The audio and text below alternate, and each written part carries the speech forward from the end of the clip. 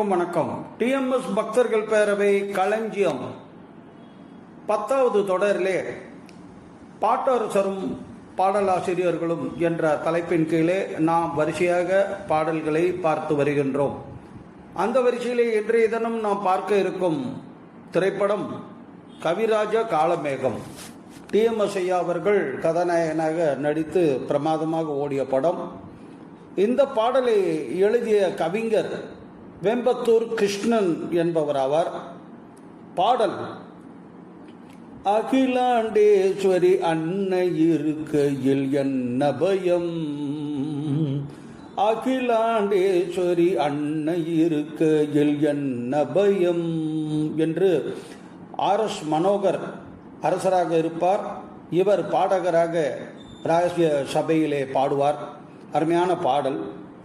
இந்த பாடலை நாம் இப்போது பார்ப்போம். இந்த காணொளி காட்சி எடுத்த இடம் ஹரித்வாரிலே ஆரத்தி காண்பிக்கும் இடம். கங்கை நதி வெகு பிரபலமாக ஓடுகிறது. அனைவரும் குளித்து மகிழ்ந்து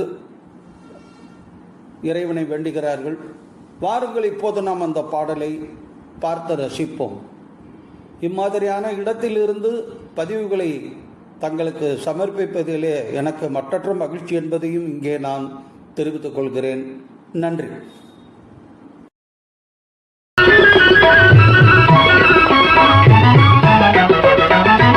அகிலாண்டேஸ்வரி அன்னை இருக்கையில் என்ன பயம், அகிலாண்டேஸ்வரி அன்னை இருக்கையில் என்ன பயம், அகிலாண்டேஸ்வரி அன்னை இருக்கையில் என்ன பயம்,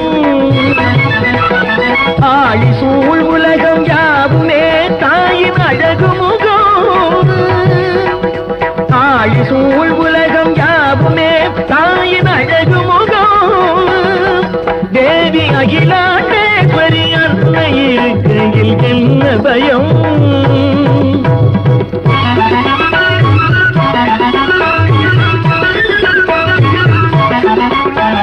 மகமாயி மாறி உமை காளியாக மலைராஜன் பெற்ற மகளாக, மகமாயி மாறி உமை காளியாக மலைராஜன் பெற்ற மகளாக, மதுராபுரி வாழ் மீனாட்சி, மதுராபுரி வாழ் மீனாட்சி, காஞ்சி மாநகராளும் காமாட்சி, தேவி அகிலாண்டேஸ்வரி அன்னை இருக்கையில் என்ன பயம்.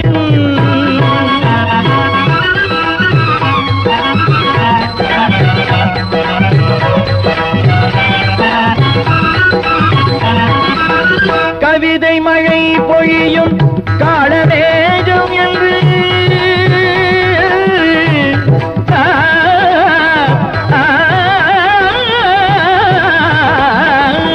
கவிதை மழை பொழியும் காலமேகம் என்று கற்றோர் வியந்திடச் செய்தவள், என் கருத்து தரியில் கவி நெய்பவள், கல்லை கனியாக காற்றை பொருளாக மாற்றும் திறன் கொண்ட தேவி அவள்,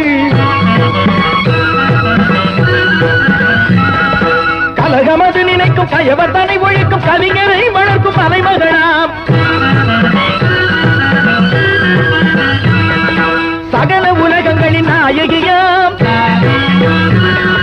சாஸ்வதமான பெருநிதியாம், மாதேவி மகமாயி, மாதேவி மகமாயி, சஞ்சலத்தை மாற்றி வைத்து சத்தியத்தை காத்து நிற்கும் தேவி.